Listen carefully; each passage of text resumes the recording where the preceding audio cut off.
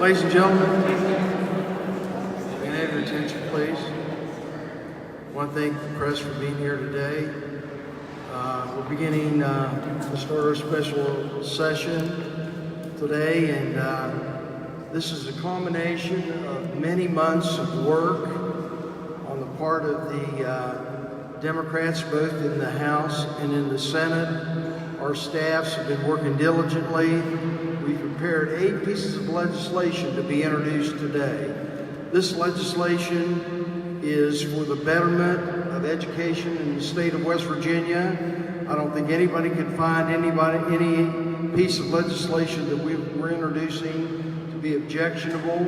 We feel that all our 8 bills have merit. We understand that there may not be any bills introduced by the governor today, so we've taken it upon ourselves to introduce these bills. We think it's very important that education should be a top priority, but more so to give up interim sessions where we get together and study issues that are relevant to West Virginia, like roads and health care and all the other issues relevant to West Virginia. We are still hesitant. The governor, the leadership of the Senate and the House is hesitant to move forward for the betterment of education. So at this time, I would like to turn the podium over to one of our senators, and he will introduce the next speaker, and we'll give everybody the opportunity to elaborate more on the legislation that we've introduced. I think that the media should have copies, and we'll hold questions for the end of the press conference. So right now I'd like to introduce Senator Bill Ehlenfeld. He will again elaborate on the legislation and introduce the next person. Good afternoon. I just want to give a brief recap on what we've been doing since March the 9th. You know, the governor sent us back to our districts and asked us to do everything we could to figure out how to better education. And so what we did is what wasn't done before Senate Bill 451 was introduced. When that bill was rolled out, all of the key stakeholders had been ignored. Teachers and parents and grandparents and taxpayers had not had a chance to weigh in. Instead, outside groups had a chance to weigh in and create a piece of legislation that was really legislation by ambush when we came here in January. And as a brand new member of the legislature, I was shocked that that was the way that we did business here in the Capitol. And so we were given a bill that nobody had a chance to read or review or vet, and it was very quickly moved through the process. And as you all know, it didn't have much success. And so what we did since March the 9th is we went out, we put a lot of miles on our cars and trucks, and we drove around this state, north, south, east, and west, and talked to a tremendous number of people to find out exactly what they felt needed to be put into legislation to better education in our state. Among the people that you see standing behind me, we have collectively spoken to tens of thousands of people or heard from them through survey responses, phone calls, emails, you name it. We have really put our finger on the pulse of West Virginians when it comes to education. And so we have 8 pieces of legislation that have been introduced. We're excited about them. We hope that the Senate leadership will take them up. And the most important thing that I discovered throughout this process with all the people that I spoke to is that we don't need outsiders to tell us how to operate our system of education in this state. We are creative enough, innovative enough, intelligent enough right here in West Virginia to come up with the ideas necessary to make education better. We've never said that it's perfect. We know that it can be made better, and that's what these 8 pieces of legislation will do. They will make education better, and we encourage Senate leadership to take them up because a lot of it is what's in 451. We just think we've made it a little bit better, and so we're excited about that opportunity. I'm going to stop there and turn things over to the hardest working member when it comes to education here in the Senate Democratic Caucus, and that is Senator Stephen Baldwin.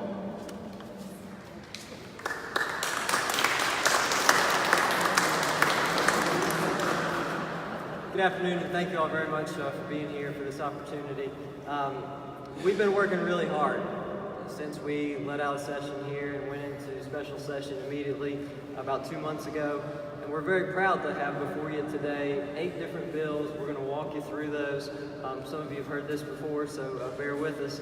I want to walk you through the first part of our package of bills, and that's getting to the root of the problem.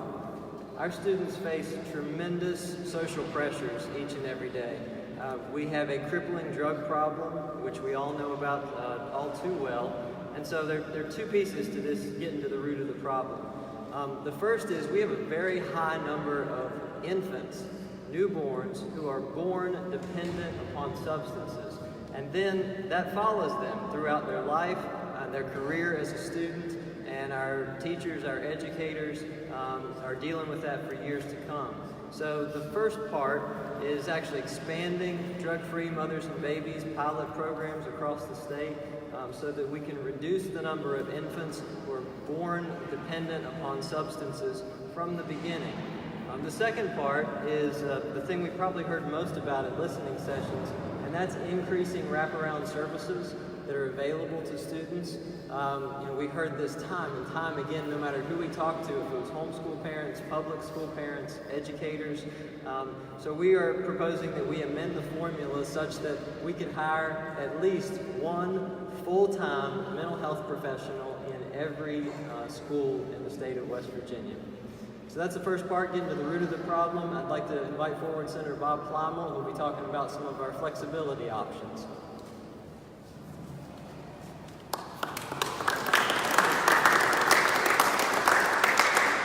Thank you, Senator Baldwin. As it relates to innovation zones, and that's the first item I'm going to be talking about, it's very easy for us to see this from a perspective of something that's worked. If you look out on innovation zones, we didn't expand it enough. We created too many obstacles. We're lessening the obstacles to be able to do innovation zones locally. What we will also look at is examples such as the Explorer Academy in Cabell County. The Explorer Academy really looks at EL learning in terms of really with a fine-tooth comb and gets down to the heart of what to every individual, where the kids have portfolios and different things like this. Well, the innovation zones have worked. We need to expand them to make sure that every county has the opportunities to do that. The other area that we're going to be looking at is the local school improvement councils. Having been on a local school improvement council, actually chairing one back in Wayne County, as a parent, you have a great tool to be able to change curriculum, look at different things, and move the school along with the teachers and the administrators at that school to get the kind of learning that you're wanting to look for your kids. So in my estimation, the local school improvement councils is another area that will focus on the flexibility.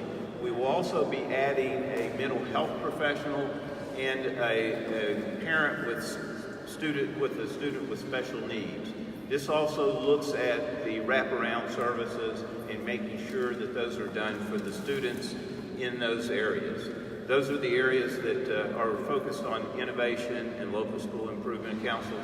And now I would like to invite Senator Romano, who is, I know, very short on words and will give you a brief explanation of what's going on.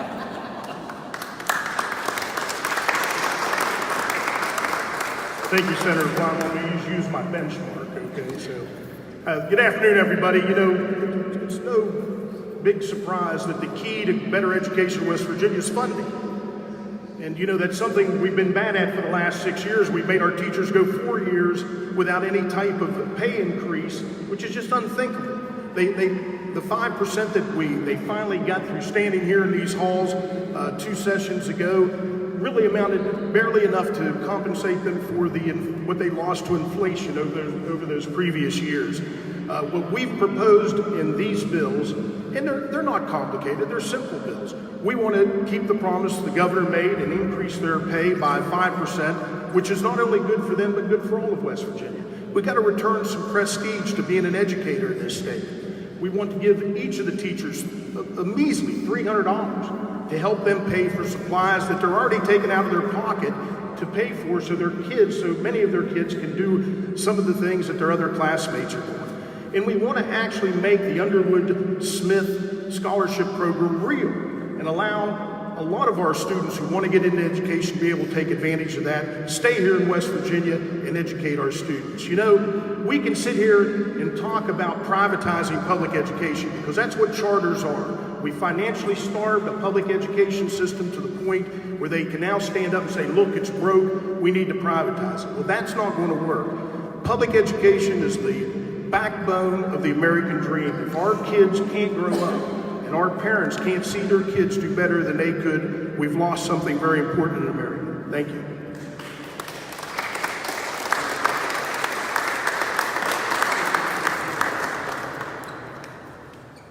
Thank you. One of the final pieces of legislation that is with our bills that we're going to be presenting today is, I call it a jobs opportunity bill. One thing as a state senator that I have been able to do, along with going to each one of the education reform meetings that we have attended, is hearing parents, hearing students talk about opportunities that are out there that they are not getting to be able to hear, to be able to understand, to be able to show that to their child or to their students. So this piece of legislation that we are going to propose is has to do with vocational and technological opportunities for individuals, for students.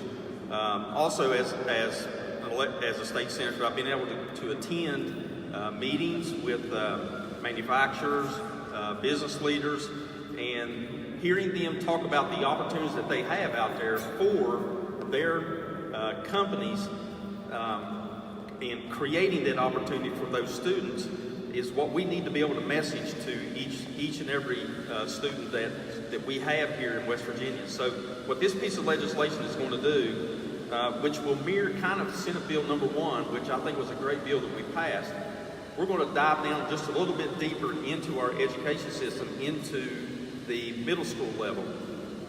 We want to create a grant program that if a county or a school wants to apply for this grant, which will give them funding to be able to create vocational, educational, instructional periods for them.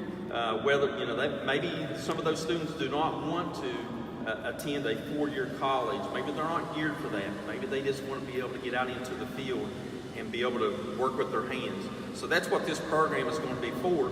And I think that is something that we see and that we need here in West Virginia. As I listen to those manufacturers, they're talking about that they have a huge gap there that they are concerned with that we're not going to be able to fill. So that's what this bill will do. It will be able to give the schools the opportunity to be able to apply for funding, to be able to provide the training that is needed for our industry and for the state of West Virginia. Thank you very much.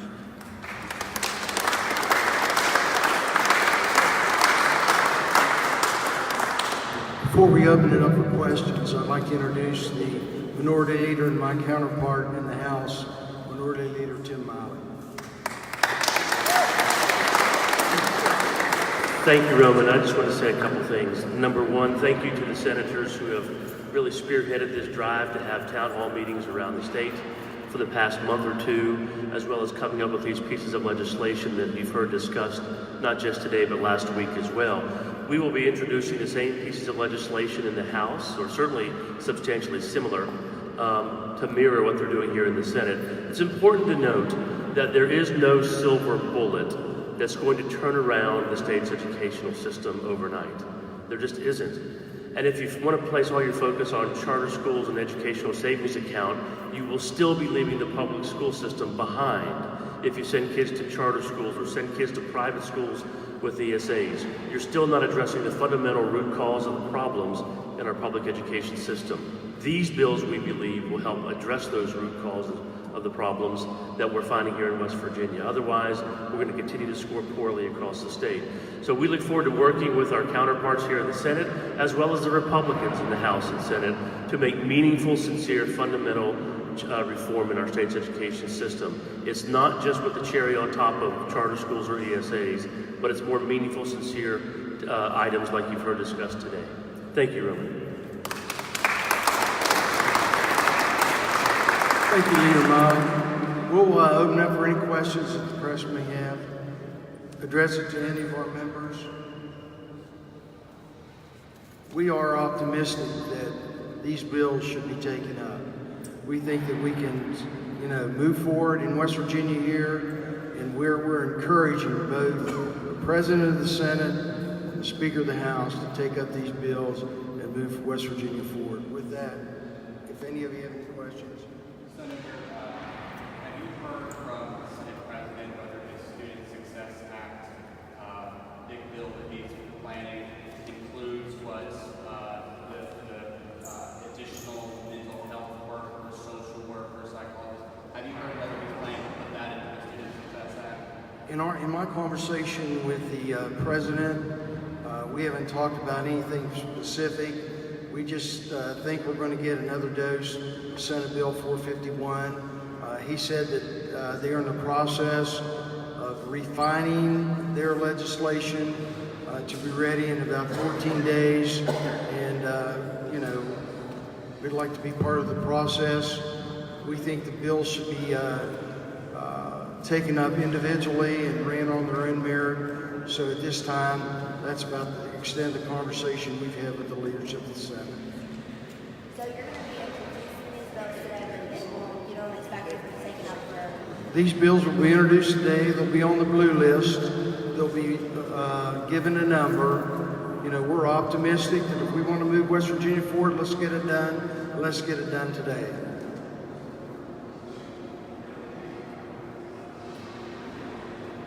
And as I think Miley just said, with the House is expected to be similar bills over there. Same thing, or what can we expect? Yeah, we have given the House opportunity to have our bills. We gave them to them last week, and they have the same opportunity to introduce the bills on the House side as companion bills. From what we understand, in the numbering process, the governor is at this time still working on some additional legislation. They want to make sure, we've been told, that they want to make sure that their numbers are given in some order, and then our bills will be given a number right after that. That's probably, they should be on the blue list now, though, I think. What kind of legislation is the governor himself planning to introduce regarding education? They're still working on some supplementals. As far as education is concerned, we have no indication whatsoever that the governor is working on his own individual piece of legislation. From what we surmised, they are waiting for the leadership in both houses to get together with some kind of compromise, and the governor would then buy on to their piece of legislation. We have no idea that he's introducing any education bill on his own. What you've heard is that the governor is going to buy into whatever the Republicans are going to do along with both houses. Well, if they come to a compromise and they can, he'll take a look at it, and I assume, he'll either support it or not support it. He hasn't given us any indication. The only indication he's given us, he doesn't have a piece of education legislation. Can you spell out why you guys are meeting today for vetoed bills and not for education stuff? Can you spell that out? Why you guys are meeting today for to take up vetoed bills and not education? Why is it right?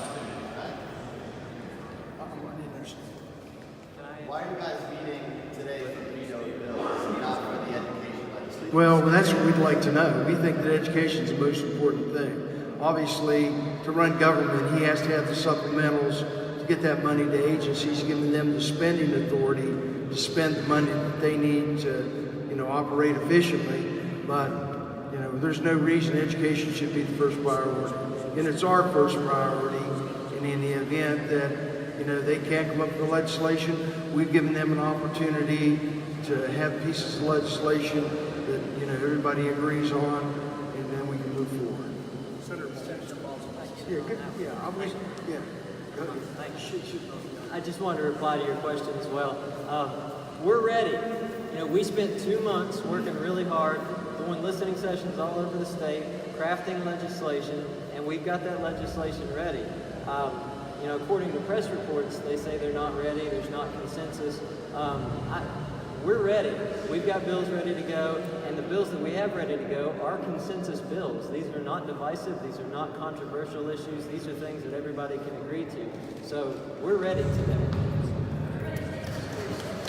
And again, these bills have been vetted. I mean, they know, you know, that was part of 451. We know that there's a huge, you know, social determinants of education, and that's what we're trying to get to.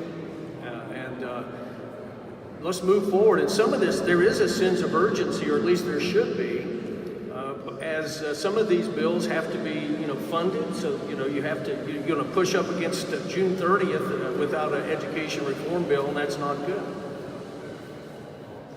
One of the important things I think you need to understand here is we're not introducing this as one bill. We're introducing this as separate bills and letting them stand on their own.